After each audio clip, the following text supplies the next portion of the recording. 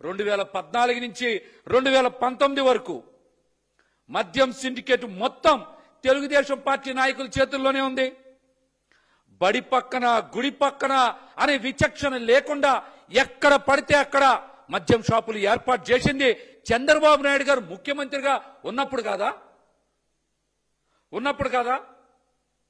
ఆయన 2014 నుంచి 19 వరకు 4380 మద్యం దుకాణాలకి అధికారంగా అనుమతిస్తే ఆ మద్యం షాపులతో పాటు పర్మిట్ రూములతో పేరుతో మరొక 4380 అనధికార బార్లను తెరిపించింది చంద్రబాబు నాయుడు గారు అధికారంలో ఉన్నప్పుడు కాదా? అదే సమయంలో 43,000 బెల్ట్ దుకాణాలని ఏర్పాటు చేసి మద్యాన్ని ఏరులై పారించింది చంద్రబాబు నాయుడు గారు అధికారంలో ఉన్నప్పుడు కాదా? ఇవన్నీ దేనికి చేశారు? ప్రజల ఆరోగ్యాన్ని మెరుగుపరచడానికా?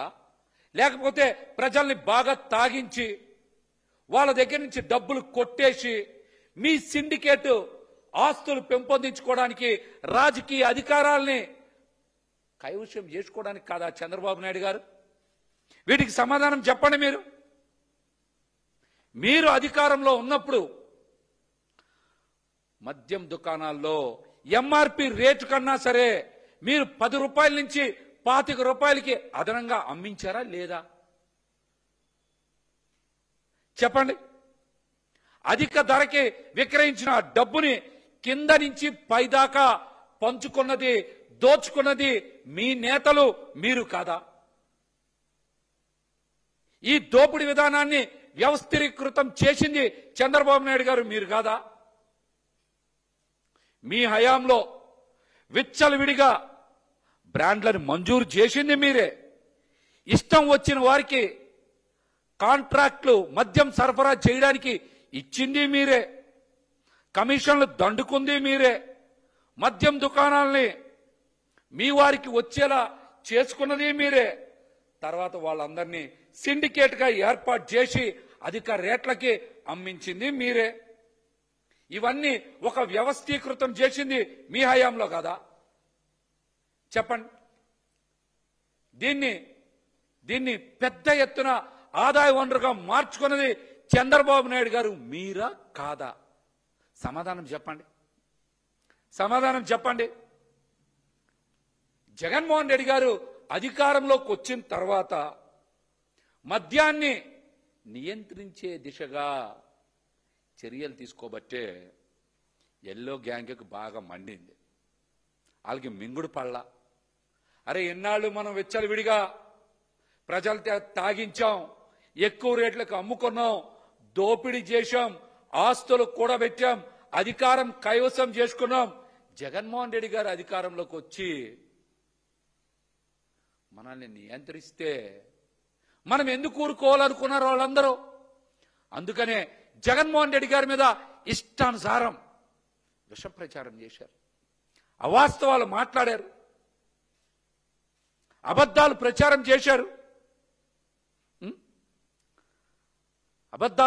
చేశారు. జగన్మోహన్ రెడ్డి గారు అధికారంలోకి వచ్చిన తర్వాత పారదర్శక విధానంతో మద్యం షాపుల్ని తగ్గించారు కదా, బెల్ట్ షాపుల్ని తొలగించారు కదా, పర్మిట్ రూముల్ని ఎత్తేశారు కదా. అలాగనే పరిమిత సమయంలోనే మద్యం అమ్మకాలు చేశారు కదా, అది కూడా ప్రభుత్వ ఆధ్వర్యంలోనే అమ్మకాలు చేశారు. ఈ చెల్లింపుల విధానం కూడా జగన్మోహన్ రెడ్డి గారే ప్రవేశపెట్టారు. ఇట్లాంటి విప్లవాత్మకమైనటువంటి నిర్ణయాలు మద్యం పాలసీలో తీసుకోబట్టే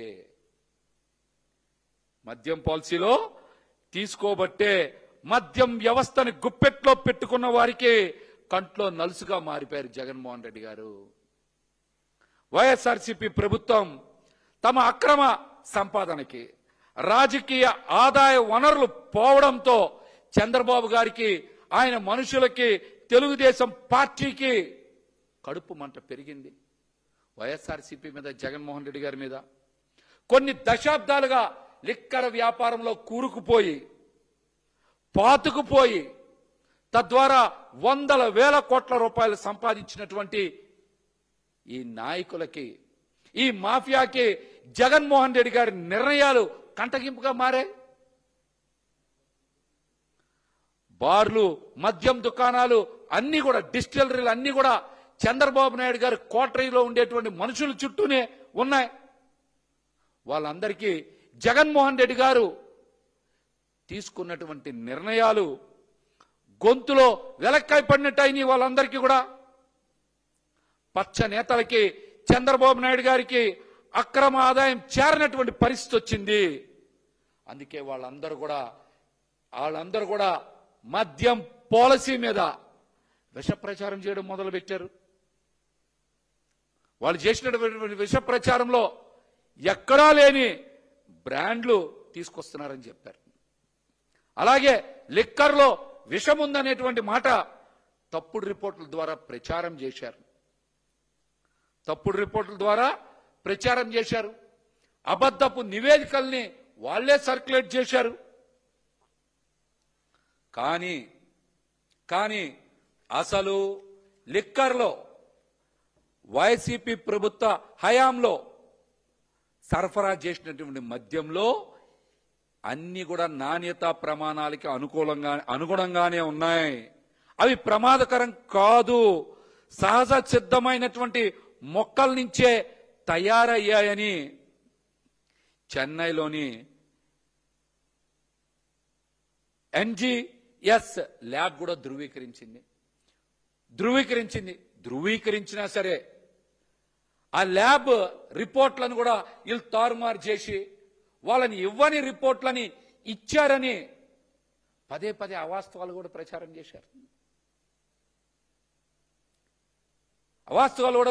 చేశారు. ఎక్కడా ప్రమాదకరం కావు, సహజ సిద్ధంగానే తయారయ్యాయని చెప్పినా ఈ పచ్చమో కాగిందా?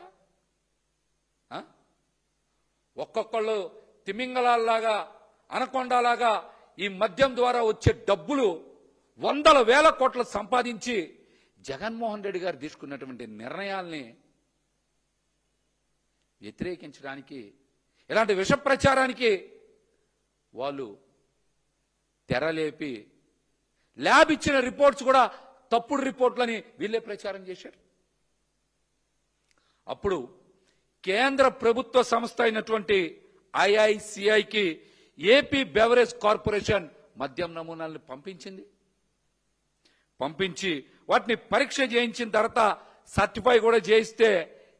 సర్టిఫై చేయించి అన్ని కూడా నాణ్యతా ప్రమాణాలకు లోబడి నాణ్యమైనటువంటి మద్యాన్నే అమ్మకాలు చేస్తున్నారని ఆ రోజు ఉన్నటువంటి విష ప్రచారాన్ని, చంద్రబాబు నాయుడు గారి కోటరీ చేసినటువంటి విష ప్రచారాన్ని ఆ రోజున వైఎస్ఆర్సీపీ ప్రభుత్వం తిప్పికొట్టింది. కొన్ని బ్రాండ్లంట కొత్త సృష్టించారంట వైసీపీ ప్రభుత్వ హయాంలో. చంద్రబాబు నాయుడు గారు 200 బ్రాండ్లకి అనుమతి ఇచ్చారన్న విషయం చాలా మంది ప్రజలకు తెలియదు.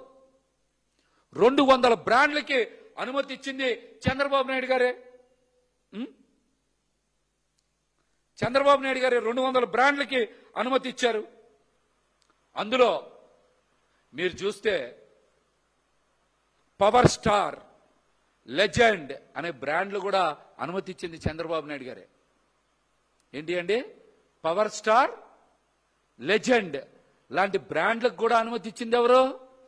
చంద్రబాబు నాయుడు గారే. President medal, Hyderabad blue deluxe, governor reserve, Napoleon, British empire, super strong premium beer, ఇట్లాగా అనేక బ్రాండ్లకి అనుమతి ఇచ్చింది చంద్రబాబు నాయుడు గారే. కాదని చెప్పమనండి, ఆయన్ని కాదని చెప్పమనండి. అట్లాగనే బీరా 91 పేరుతో 3 రకాల బీర్ల బ్రాండ్లకు కూడా 2019 మే 14న చంద్రబాబు నాయుడు గారి ప్రభుత్వమే అనుమతి ఇచ్చింది. ఉత్తర్వులు కూడా జారీ చేశారు. జారీ చేశారు. ఏమనంటే నాసిరకం బ్రాండ్లు అన్నారు, నాణ్యం లేని మద్యం అన్నారు, ఇష్టానుసారం మాట్లాడారు. ఈ బ్రాండ్ల మొత్తానికి అనుమతి ఇచ్చింది ఎవరో? చంద్రబాబు నాయుడు గారే. కాదని చెప్పమనండి, కాదని చెప్పమనండి. ఈరోజు రాష్ట్రంలో ఉన్న 20 డిస్టిలరీల్లో 14 డిస్టిలరీకి అనుమతి ఇచ్చింది చంద్రబాబు నాయుడు గారే. మిగిలిన 6 డిస్టిలరీలకి గత ప్రభుత్వాలు అనుమతిస్తే 14 డిస్టిలరీలకి చంద్రబాబు నాయుడు గారు అధికారంలో ఉండగానే అనుమతులు ఇచ్చారు.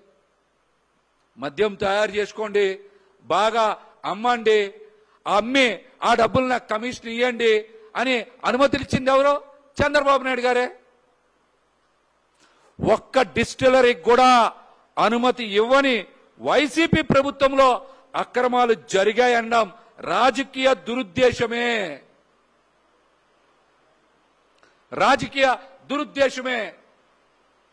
ఒక్క డిస్టిలరీకి అయినా సరే వైఎస్ఆర్సీపీ ప్రభుత్వంలో అనుమతి ఇచ్చారా? అనుమతి ఇవ్వకుండా మీరు ఇష్టానుసారం ప్రచారం చేశారు కదా. ఇది రాజకీయ కుట్రలో భాగమే, రాజకీయ కుట్రలో భాగమే.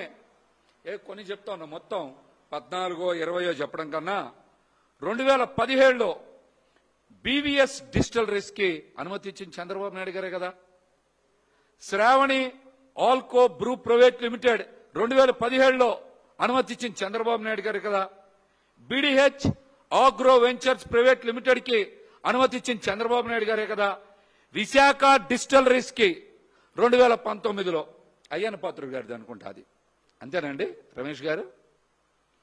2019లో విశాఖ డిస్టిలరీస్ అనుమతి ఇచ్చింది చంద్రబాబు నాయుడు గారే. మరి ఇవన్నీ అనుమతి ఇచ్చారు. ఎక్కడా కూడా వివక్ష లేకుండా సప్లై ఆర్డర్లు ఇచ్చింది వైసీపీ ప్రభుత్వం.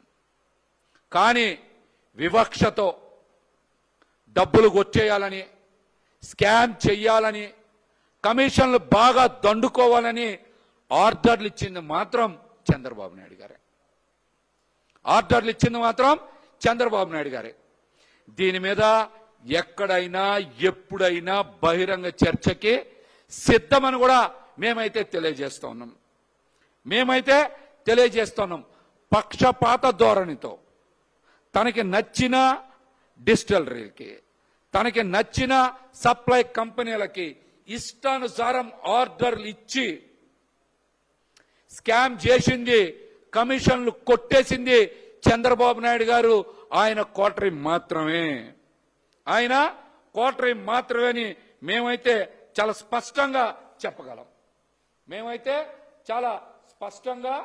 చెప్పగలం.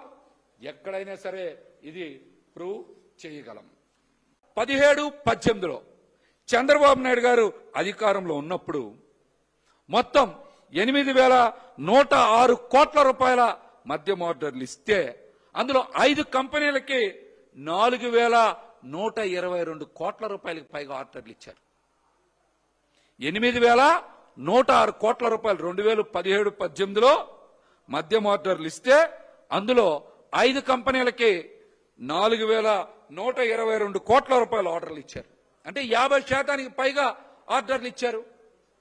అందులో పెర్ల్ డిస్టిలరీస్ కానీ, ఫెర్నోడ్ రిచర్డ్ ఇండియా లిమిటెడ్ కానీ, ఎస్వీఆర్ డిస్టిలరీస్ కానీ, అలైడ్ బ్లెండర్స్ కానీ, ఎస్పీవై ఆగ్రో ఇండస్ట్రీస్ కానీ, ఈ 5 కంపెనీలకి 4,122 కోట్ల రూపాయల ఆర్డర్లు ఇచ్చారు. మరి దీని స్కామ్ అంటారా అనరా? మీకు 5 కంపెనీల పట్ల అంత ప్రేమ ఎందుకు? దానికి కారణం ఏంటి చంద్రబాబు నాయుడు గారు? దానికే కారణం ఏంటి చంద్రబాబు నాయుడు గారు? 2018-19లో కూడా 4,765 కోట్ల రూపాయల విలువైన మద్యం ఆర్డర్లు ఇస్తే అందులో 3 డిస్టిలరీస్ కి 2,244 కోట్ల రూపాయల ఆర్డర్లు ఇచ్చారు చంద్రబాబు నాయుడు గారి హయాంలో. చంద్రబాబు నాయుడు గారి హయాంలో 2244 కోట్ల రూపాయల ఆర్డర్లు ఇచ్చారు. వాటిల్లో 3 కంపెనీల్లో ఒకటి సెంచినీ, రెండోది పెర్ల్, మూడోది ఎస్పీవై ఆగ్రో ప్రొడక్ట్స్. ఇందాక చెప్పిన 5 కంపెనీల్లో మళ్ళీ 2 కంపెనీలు రిపీట్ అయింది. మీకు ఆ కంపెనీల మీద అంత ప్రేమ ఎందుకు? పెర్ల్ మీదో ఎస్బీవై ఆగ్రో ప్రొడక్ట్స్ మీదో అంత ప్రేమ ఎందుకు? ఇదంతా కమిషన్ల కోసం చేసింది కాదా మీరు? ఇదంతా కమిషన్ల కోసం చేసింది కాదా? వైఎస్ఆర్సీపీ హయాంలో 16 డిస్టిలరీలకి 74% ఆర్డర్లు ఇచ్చారు. దానికి మీరు పెద్ద గొడవ చేశారు, గగ్గోలు పెట్టారు. 16 డిస్టిలరీలకి 74% ఆర్డర్లు ఇస్తే ఏ ఒక్కరికి కూడా 5% లోపే కదా ఉన్నాయి. 5% పైబడి ఏ డిస్టిలరీకి కానీ ఏ కంపెనీకి కానీ ఆర్డర్ ఇచ్చారా? చెప్పండి. అంటే మిగతా 4 డిస్టిలరీలకు ఇచ్చింది 26%. అంటే ఎవరికి 6% మించలేదు కదా. ఇది పారదర్శకంగా ఆర్డర్లు ఇచ్చినట్టు కదా. అందరినీ సమాన దృష్టితో వైఎస్ఆర్సీపీ ప్రభుత్వం చూసినట్టు కాదా? ఇందులో ఎక్కడ మీకు పారదర్శకత కనిపించలేదో మీరు సమాధానం చెప్పండి.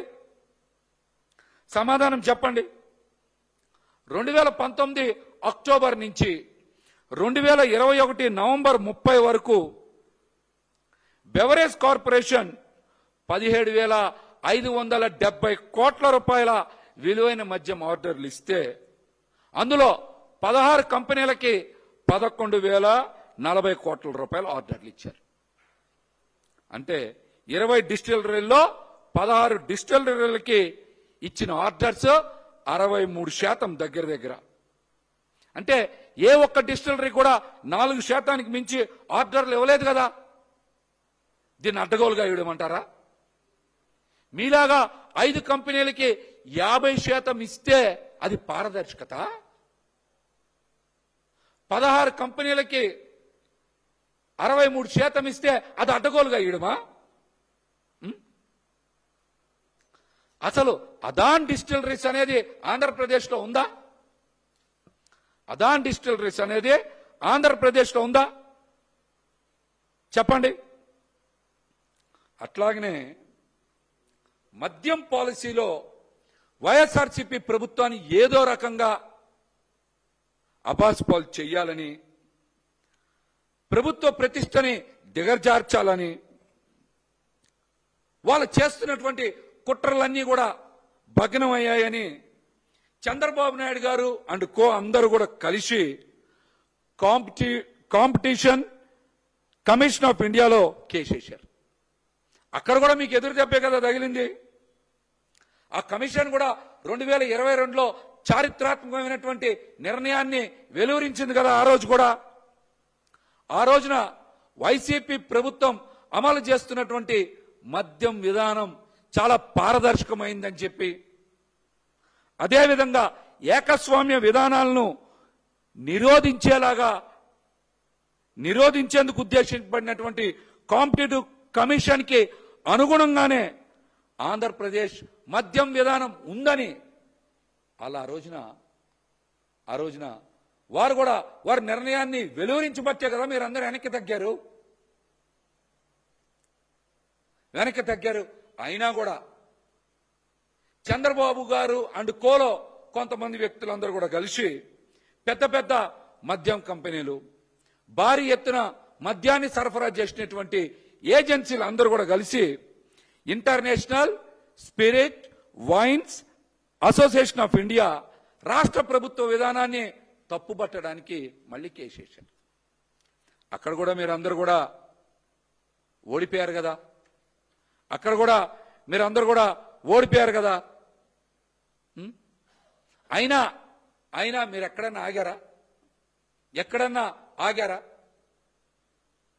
ఎంతసేపు ఒక విప్లవాత్మకమైనటువంటి మార్పుని తీసుకొచ్చి ప్రజల్ని మద్యపానానికి దూరంగా ఉంచాలి అన్న జగన్మోహన్ రెడ్డి గారి నిర్ణయాల్ని మీరు ఏదో రకంగా తప్పుబడుతూ ప్రతిసారి కుట్ర చేశారు కదా, మీరు కుట్ర చేశారు కదా,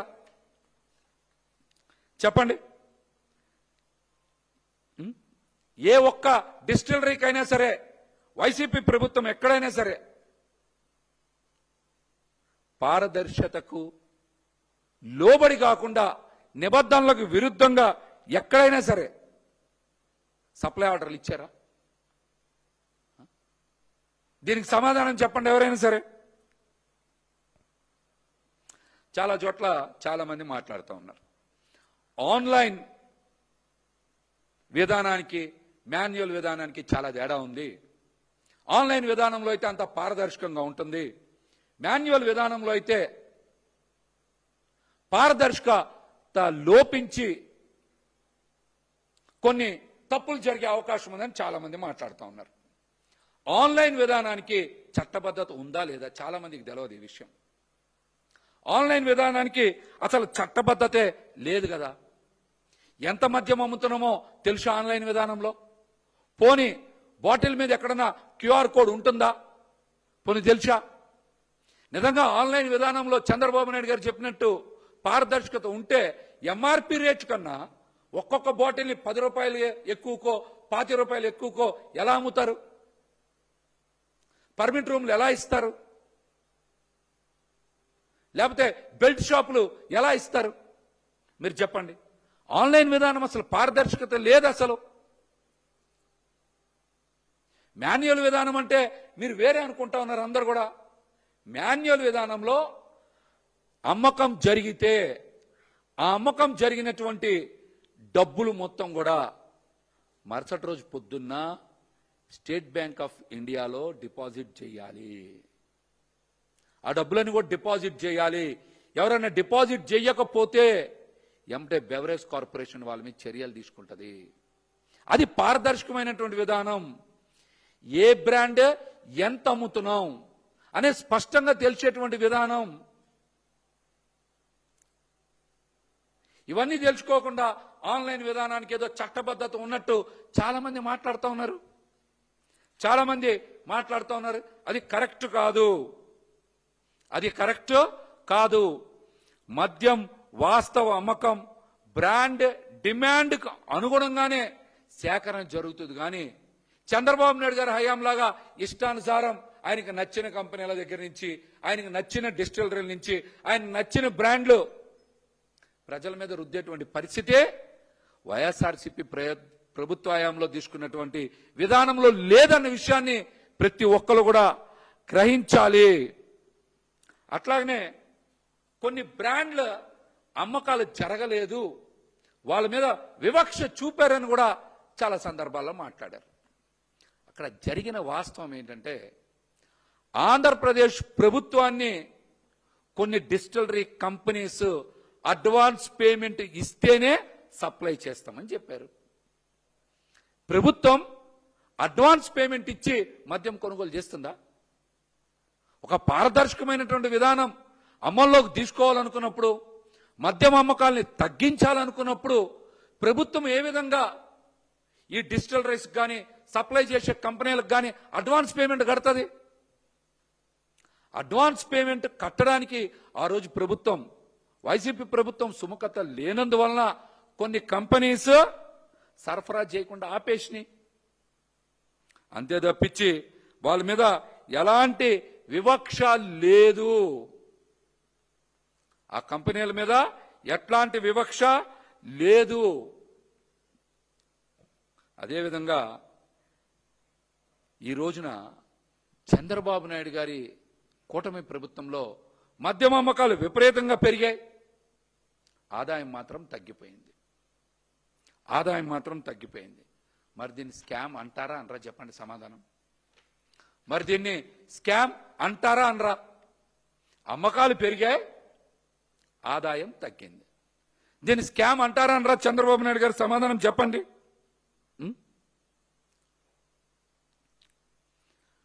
అసలు సిసలైన liquor scam star Chandrababu Naidu గారే. ఆయన మీదే కదా 2014-19 మధ్య మద్యం కుంభకోణానికి సంబంధించి నమోదైన ఎఫ్ఐఆర్లో ఏ3గా ఉన్నది ఆయనే. ఏ3గా ఉన్నదే చంద్రబాబు నాయుడు గారే. ఆయన మీద ఐపీసీ, అదేవిధంగా ప్రివెన్షన్ ఆఫ్ కరప్షన్ యాక్ట్ 1988 ప్రకారం కేసు నమోదయ్యింది. A1గా అప్పటి ఎక్సైజ్ కమిషనర్ నరేష్ గారు ఉన్నారు. A2గా అప్పటి ఎక్సైజ్ మినిస్టర్ కొల్లు రవీంద్ర గారు ఉన్నారు. మీరు అయాచితంగా 3 కంపెనీలకి లబ్ధి చేకూర్చారా లేదా ఆ రోజున? ఒకటి ఎస్పీవై రెడ్డి గారికి, 2 అయ్యన్న పాత్రుడు గారికి చెందినటువంటి విశాఖ డిస్టిలరీకి, 3 యనమల రామకృష్ణుడి గారి వియ్యంకుడైనటువంటి పుట్టా సుధాకర్ యాదవ్ గారికి అడ్డగోలుగా మేలు చేకూర్చడానికి అడ్డదారులు దొక్కింది చంద్రబాబు నాయుడు గారి ప్రభుత్వం అనే కదా ఆ రోజు కూడా కేసు నమోదైంది. ఈ 3 గురించే కదా మీరు ఎక్సైజ్ పాలసీని కూడా మార్చి ఇష్టానుసారం అనుమతులు ఇచ్చింది. చెప్పండి. మీరు ఇవన్నిటికీ సమాధానం చెప్పకుండా మీ ఇష్టానుసారం ఎవరి మీద పడితే వాళ్ళ మీద స్కామ్ అంటా ఉన్నారు. అసలు వైఎస్ఆర్సీపీ ప్రభుత్వం మీద కానీ జగన్మోహన్ రెడ్డి గారి మీద కానీ లేని లిక్కర్ స్కామ్ని, లేని మద్యం పాలసీలో లోపాలని అంటగట్టేందుకు ప్రచారం చేయడానికి ప్రధాన కారణం, కక్ష కట్టడానికి ప్రధాన కారణం, కుట్ర చేయడానికి ప్రధాన కారణం పచ్చ నేతలకు ఉన్నటువంటి డిస్టిలరీలు, మద్యం కంపెనీలు, మద్యం సరఫరా చేసేటువంటి కంపెనీలకి చంద్రబాబు నాయుడు గారు పరిధికి మించి అమ్మకాలు ఎక్కువ చేసినటువంటి బార్ల మీద, మద్యం ఎక్కువగా సరఫరా చేసినటువంటి డిస్టిలరీ మీద ప్రివిలేజ్ ఫీజుని మీరు ఎందుకు రద్దు చేశారు? మీరు సమాధానం చెప్పండి. మీరు ఎందుకు రద్దు చేశారు? 5% ప్రివిలేజ్ ఫీజుని రద్దు చేసే అధికారం మీకు లేదు కదా. రద్దు చేయొద్దని కూడా మీకు చెప్పారు కదా. అయినా కూడా మీరు క్యాబినెట్కి తెలియకుండా ఎందుకు రద్దు చేశారు? రద్దు చేసి వాటి మీద మీరు ఎందుకు సంతకాలు పెట్టారు చెప్పండి. మీతో పాటు కొల్లు రవీంద్ర గారు కూడా సంతకం పెట్టారు కదా. జీవో నెంబర్ 218 మీద మీరు సంతకాలు పెట్టారు కదా. మీరు చెప్పండి. ఇదిగోండి, చంద్రబాబు నాయుడు గారు, కొల్లు రవీంద్ర గారు సంతకాలు చేశారు. దేనికోసం చేశారు? అది ప్రభుత్వానికి ఆదాయం వచ్చేది కదా. ప్రభుత్వానికి ఆదాయం వచ్చేటువంటి ప్రివిలేజ్ ఫీజుని రద్దు చేయడం వలన ప్రభుత్వ ఖజానాకి గండిపడ్డమే కదా. మరి మీరు ఎందుకు రద్దు చేశారు చెప్పండి. ఎందుకు రద్దు చేశారు? దీనివల్ల ప్రభుత్వ ఖజానాకి నష్టం. అయినా కూడా మీరు ప్రివిలేజ్ ఫీజుని ఎందుకు రద్దు చేశారో సమాధానం చెప్పాలి. కమిషన్ కోసమా? స్కామ్ కోసమా? దేనికోసం ప్రివిలేజ్ ఫీజుని రద్దు చేశారో చంద్రబాబు నాయుడు గారు సమాధానం చెప్పండి. కమిషన్ల కోసమో, స్కాముల కోసమో, అధికారంలోకి రావడం కోసమో, ఎమ్మెల్యేలని కొనుగోలు చేయడం కోసమో తప్పుడు పనులు చేసేది మీరు. బురద జల్లేది మాత్రం వైఎస్ఆర్సీపీ పార్టీ మీద, జగన్మోహన్ రెడ్డి గారి మీద.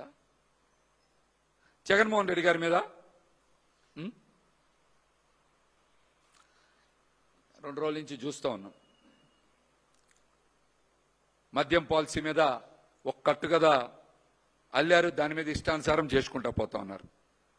పైగా దాంట్లో బిగ్ బాస్ అంటూ మా పార్టీ అధ్యక్షుల్ని, మాజీ ముఖ్యమంత్రి జగన్మోహన్ రెడ్డి గారిని ఉద్దేశించి మాట్లాడుతూ ఉన్నారు. అసలు బిగ్ బాస్ ఎన్టీ రామారావు గారికి వెన్నుపోటు పొడిచి సారా డబ్బులతో ఆ రోజు ఎమ్మెల్యేలను కొన్న చంద్రబాబు నాయుడు గారు బిగ్ బాసా కాదా? చంద్రబాబు నాయుడు గారి రాజకీయ జీవితం తొలినాళ్లలో ఏలేరు స్కామ్ పేరుతో భూములు కోల్పోయిన నిర్వాసితుల దగ్గర నుంచి, రైతుల దగ్గర నుంచి డబ్బు కొట్టేసినటువంటి చంద్రబాబు నాయుడు గారు బిగ్ బాసా కాదా? పదవీ కాలం పూర్తయి ప్రభుత్వం రద్దయి ఆపద్ధర్మ ముఖ్యమంత్రిగా ఉన్న సమయంలో కూడా ఐఎంజీకి 100 ఎకరాల భూముల్ని, వేలాది కోట్ల రూపాయల భూముల్ని, హైదరాబాద్ నడిబొడ్డులో ఉన్న భూముల్ని అప్పగించి కోట్లాది రూపాయల లంచాలు కొట్టేసిన చంద్రబాబు గారు మీరు బిగ్ బాస్ కాదా? ఓట్లకి నోటు కేసులో తెలంగాణలో ఎమ్మెల్సీని కొనుగోలు చేస్తూ ఆడియో వీడియో టేపులతో అడ్డంగా దొరికిపోయినటువంటి మీరు బిగ్ బాస్ కాదా? ఇవి కాకుండా రాజధాని భూములు, ఇసుక, ring road alignment, skill scam, assigned land scam, fibre net, ఇలా అనేక కుంభకోణాలు చేసినటువంటి చంద్రబాబు గారు బిగ్ బాస్లకే బిగ్ బాస్ కాదా మీరు? చెప్పండి. ఇప్పుడు రాజధానిలో నిర్మాణంలో విపరీతంగా రేట్లు పెంచేసి స్క్వేర్ ఫీట్ కి 10,000 రూపాయల చొప్పున కట్టబెట్టిన మిమ్మల్ని ఏ బిగ్ బాస్ చేస్తున్నాడో సమాధానం చెప్పగలరా?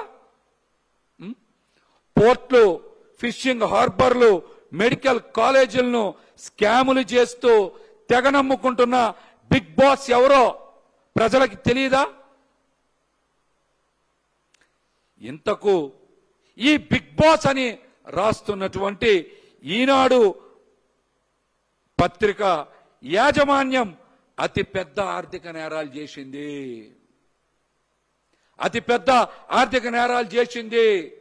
మార్గదర్శి ఫైనాన్షియల్ పేరు మీద 5,000 ఎకరాలు, మార్గదర్శి చిట్ ఫండ్ మీద 100,000 కోట్ల స్కామ్ చేసింది. మరి ఈ బిగ్ బాసుల్లో మరో బిగ్ బాస్ వీళ్ళ కాదా? మీరందరూ కూడా సమాధానం చెప్పుకోవాలి. మీ ఇష్టానుసారం వార్తలు రాసి మీ వ్యక్తిగత ఆర్థిక రాజకీయ ప్రయోజనాలకు భంగం వాటిల్లుతుందని, ప్రజా ప్రయోజనాల కోసం, ప్రజల ఆరోగ్యం కోసం మద్యం అమ్మకాల్ని నియంత్రించినటువంటి వైఎస్ఆర్సీపీ ప్రభుత్వం మీద లేనిపోని అపవాదులు పెడుతూ అక్రమంగా కేసులు బనాయిస్తూ ఉంటే ప్రజలు ఇవన్నీ కూడా గ్రహిస్తారు. తప్పనిసరిగా రాబోయే రోజుల్లో ముక్కు బుద్ధి చెప్తారని కూడా ఈ సందర్భంగా హెచ్చరిస్తా ఉన్నాం.